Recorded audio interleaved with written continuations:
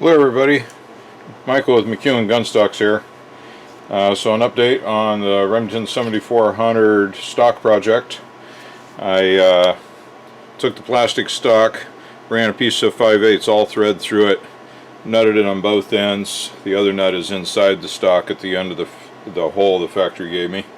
And then using the recoil pad screw mounts, I attached a block of wood, and then I screwed another block of wood to that block of wood, shaped those. This is 2 long now, which is what I wanted. And nothing will stick to the plastic, so I used 3M90, I believe it is, the aggressive spray adhesive, and glued a piece of printer paper to the plastic stock, and then Bondo stuck to the paper just fine, of course. So use that use Bondo to shape the cheek piece, because I'm turning this into an American Classic. Got rid of the big drop, filled that in with Bondo here, and then the toe is going to have to come way up here someplace, but there was no sense cutting the plastic stock back to that angle because I couldn't shape it to the new curve anyway. So I'll copy it this way into the block of wood, and then the final stock I'll go ahead and cut that off and reshape it by hand. That'll be a little bit of a chore. After much thought about how to deal with the through hole, I decided to do it after carving. I'll do it on the lathe, and I think it's going to work out pretty good by putting the buttstock end in a live center in the tailstock, and I'll start a hole on both sides first, and then use the lathe to drill it through. I've got a 12-inch long half-inch twist drill, and then to finish off the hole, well, I've got a spade bit. I could make a drill bit extension maybe, but I'll probably just see if I can finish it off with the spade bit. Or, oh, that's right, I was thinking I could flip the blank around in the lathe and finish it from the other side. That's probably what I'll do. That ought to work out great. So I've already gone around with a pair of styluses to see if I have wood to carve every place, and I do. And contrary to my usual airgun stocks that require lots of detail in the inletting, lots of operations usually with multiple bits, that's all I got for the inletting here. Just this little piece right there. And you know, later we'll have to cut this cut all around, but I'm going to start out by cutting this, and then we're going to just be burying a big bit and melting the wood away. I don't think it'll take very long at all, maybe 4 hours to get it carved. Looking forward to it. Deer season's coming pretty soon, so I got to hurry up, but I think I got plenty of time. So that's it. I will turn the camera back on when I'm making chips fly. It's getting a little late tonight, but it's still in the noise hour, so if I screw up my courage, I might even get a little bit of it done tonight. If not, we'll get it finished tomorrow morning. Okay, I'll check in with you all soon. Bye. Yay! I'm ready to make some wood chips. Eyes, ears, nose, here we goes.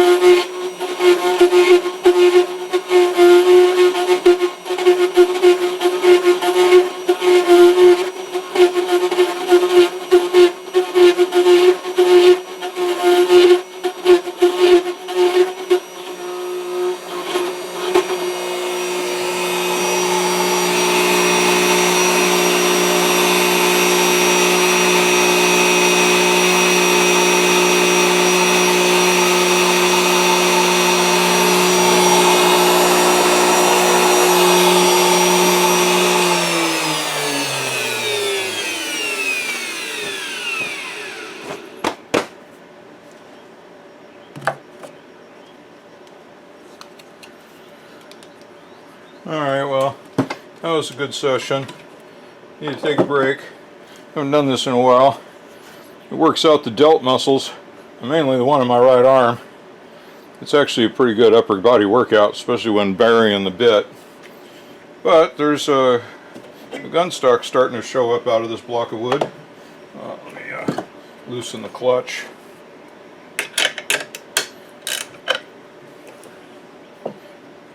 Yep, starting to be a gun stock. I didn't want to shape this early because once it's shaped, it's going to be a pretty small amount of wood there.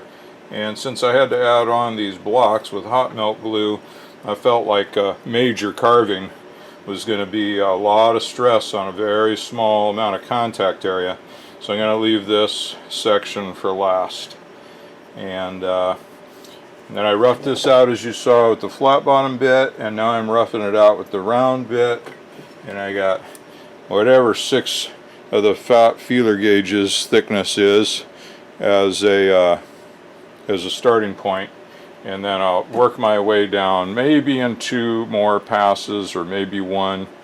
I'm gonna go ahead and get this side roughed out up to about in here somewhere a little bit, and then I'm gonna go back to the flat bit and cut the top, and then I'll probably get a long round bit and make these cuts here up to a certain point. Yep, that's kind of the overall plan. So after a little bit of a break, I'll be back on it and we'll see what happens.